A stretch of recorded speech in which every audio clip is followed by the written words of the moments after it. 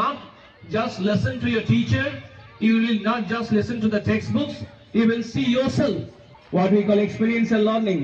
Are part of PMC stream field visits to eminent institutions like ISER, Barampur, ITI, Barampur have been undertaken as part of experiential learning. हम दिल्ली ले रहे हैं almost. PM Shri केंद्रीय विद्यालय ब्रह्मपुर ठारे शुक्रवार दिन केंद्रीय विद्यालय संगठन प्रतिष्ठा दिवस अवसर रे डायमंड जुबली और वार्षिक क्रीड़ा उत्सव महासमारोह रे दुईटी पर्यायर उद्यापित हो जाइछि।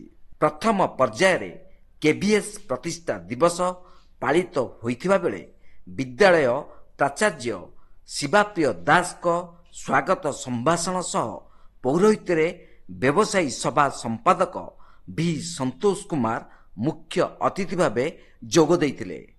सम्मानित अतिथि भावे केंद्रीय विद्यालय ब्रह्मपुर अवसर प्राप्त प्रशिक्षित स्नातक हिंदी शिक्षयित्री मंजुबाला दास और उक्त विद्यालयर अवसर प्राप्त प्रशिक्षित स्नातक इंग्राजी शिक्षक प्रमोद कुमार मिश्र कार्यक्रम रे जोग देई शोभामंडन करथिले।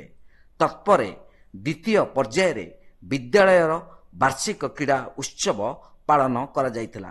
अंतर्जातीय बास्केटबॉल खेल परिचालक राजनारायण पात्र मुख्य अतिथि भावे और ओडिशा बॉक्सिंग संपादक कविराज गौड़ सम्मानित अतिथि भावे मंचासीन थिले। कार्यक्रम प्रारंभ रे जथाविध मसाला जला जाइथिला।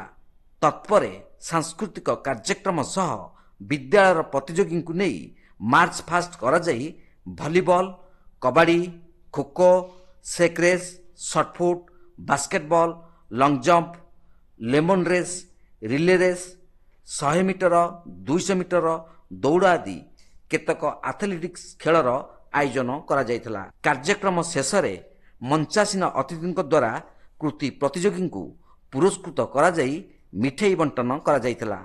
आयोजित कार्यक्रम रे विद्यालयर शिक्षक विघ्नराज पाणिग्राही क्रीड़ा कार्यक्रम और नलिन रंजन दास प्रतिष्ठा दिवस कार्यक्रम संयोजना करथिबा बेले विद्यालयर वरिष्ठ अध्यापिका ज्योतिर्मयी त्रिपाठी अध्यापक डॉक्टर नरेंद्र मेहर खेल शिक्षक हरिहर विश्वाल कोच अमृत सागर पुरोहित शिक्षक मानस रंजन पृष्टि प्रभाकर बेहरा ए वासुदेव शिक्षयित्री चपला पति शिक्षयित्री अनितामयी पंडा और संगीत शिक्षक मुकुंद साहू प्रमुख मुख्य दायित्व निर्वाह करथिले। ब्रह्मपुर सेलिब्रेट करछि केंद्रीय विद्यालय संगठन रो डायमंड जुबली को सेति आमे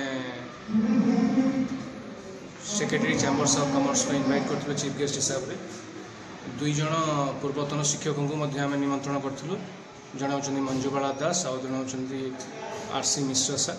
दुई जण जाक शिक्षक पूर्व स्कूल में कार्यरत थिले। केंद्रीय विद्यालय सफलतम केंद्रीय विद्यालय संगठन सफलतम 60 वर्ष पूर्ति उपलक्षे गोटे भव्य समारोह आयोजन कराइला। आज आमर एनुअल स्पोर्ट्स डे भी आयोजन करा जायछि।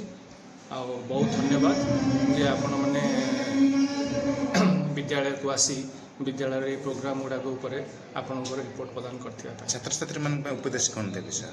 छात्र छात्री मान उपदेश यही देवा चाहूँगी जे 60 वर्ष केंद्रीय विद्यालय बहुत प्रगति कर सारी। एवं बर्तमान आम पीएमसी अंतर्गत होचु। पीएमसी अंतर्गत छात्र छात्री मान मोर ये उपदेश जे आम राइजिंग इंडिया जदि काम करवा ताले 2047 सुधा एक उन्नत देश हिसाब से भारत परिगणित हम। उन्नत देश हिसाब भारत परिगणित होबारे केंद्रीय विद्यालय छात्र छात्री प्रमुख भूमिका रही कि केंद्रीय विद्यालय छात्र छात्री 14 लाख छात्र छात्री केंद्रीय विद्यालय देशपाई बहुत किसी करें आगामी 25 वर्ष भर। तत्सहित विद्यालय समस्त शिक्षक और शिक्षयित्री तथा समस्त कर्मचारी उपस्थित रही कार्यक्रम सुपरिचालन सहयोग करथिले। परिशेष विद्यालय प्रधान शिक्षक हरिहर पंडा द्वारा मंचासीन व्यक्तित्व तथा सहयोगी को धन्यवाद अर्पण करा जायतिला। केंद्रीय विद्यालय से पीएमसी केंद्रीय विद्यालय बनने की आप जो कोशिश करेंगे उसमें हमको 1 करोड़ मिलेगा 5 साल में। और ये 1 करोड़ कब मिलेगा? बच्चे सुन ही रहे हैं ये एक तब मिलेगा जब हम अपने आप को बदलने की कोशिश करेंगे। और मेरा गेस्ट को मैं ये बताना चाहता हूँ, can free the bees of change in the Vidyalaya. The Vidyalaya sign boards have been changed from KV Kendriya Vidyalaya Berhampur to prime minister PMC Kendriya Vidyalaya Berhampur. Brahmapur Narayan Mahakud report तीर्थक्षेत्र लाइव।